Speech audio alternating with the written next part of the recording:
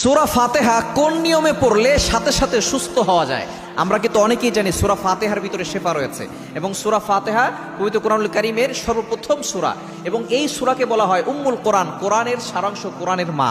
এবং এই সূরার আরেকটি অর্থ আছে সূরাতুশ শিফা, অর্থাৎ সকল লোকের ওষুধ হচ্ছে এই সূরাতুল ফাতিহা।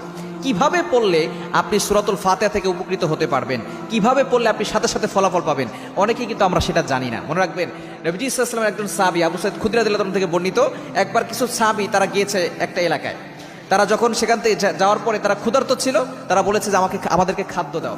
তখন ওই এলাকার লোকজন বলছে, না, তোমরা মুসলমান, তোমাদেরকে খাদ্য দিব না। তখন মুসলমান যখন চলে আসতে লাগলো, এমন সময় ওই এলাকার সর্দারকে সাপে দংশন করেছে। সাপে দংশন করার সাথে সাথে তারা কোনো চিকিৎসক খুঁজে পাচ্ছে না। তখন তারা বলতেছে যে কিছুক্ষণ আগে একটা কাফেলা এসেছিল, সেখানে কোনো চিকিৎসক থাকতে পারে। সেখানে যখন তারা গিয়েছে, যাওয়ার পরে বলছে যে ঠিক আছে, তোমাদের চিকিৎসা করতে পারি, তবে শর্ত হচ্ছে আমাদেরকে এক পাল ছাগল দিতে হবে।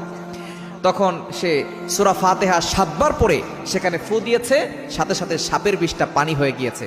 তারা এক পাল ছাগল দিয়েছে, নবী সাল্লাল্লাহু আলাইহি ওয়াসাল্লামের কাছে নিয়ে গেছেন। নবী সাল্লাল্লাহু আলাইহি ওয়াসাল্লাম বলছেন, সমস্যা নেই, তোমরা এই ছাগল খেতে পারো, আমাকেও তোমরা দিতে পারো। সুতরাং বোঝা গেল সূরা ফাতিহা কিভাবে পড়লে আপনি উপকার পাবেন। নবী সাল্লাল্লাহু আলাইহি ওয়াসাল্লাম জানিয়ে দিয়েছেন, প্রথমে আগে পরে দুরূদ শরীফ পড়ে নেবেন 3 বার করে। এরপরে আউযু বিল্লাহি বিসমিল্লাহ সহকারে সূরা ফাতিহা আপনি 7 বার পড়ে পানিতে ফু দিয়ে ওই পানিটা আপনি খাবেন। আপনার যত বড় কঠিন ও জটিল রোগ হোক না কেন, আল্লাহ পাক রব্বুল আলামিন আপনাকে সকল ধরনের রোগ থেকে হেফাজত করবেন। আপনি নিয়মিত কয়েকদিন খেয়ে দেখেন, 7 দিনের ভিতরে আপনি ফলাফল পাবেন। আপনি 3 বেলা খাবারের পরে অথবা 5 ওয়াক্ত নামাজের পরে 5 বারই আপনি সূরা ফাতিহা প্রথমে আগে পরে 3 বার করে দুরূদ শরীফ পড়ে আপনি 7 বার করে পানিতে ফু দিয়ে ওই পানিটা খাবেন। দেখবেন আল্লাহ পাক রব্বুল আলামিন আপনাকে শিফা দান করে দিবেন।